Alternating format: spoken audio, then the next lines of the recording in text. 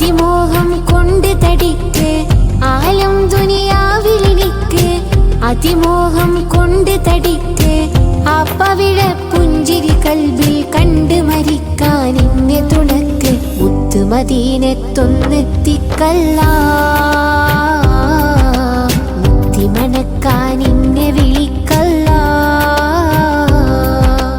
മുത്ത് മദീനത്തൊന്നെത്തിക്കല്ല മുത്തി മണക്കാൻ എന്നെ വിളിക്കല്ല ആശിച്ചോരാശയ തന്നാലും ഹബീബന്റെ ആശിക്കൻ കൽബിലണിഞ്ഞാലും അനുരാഗ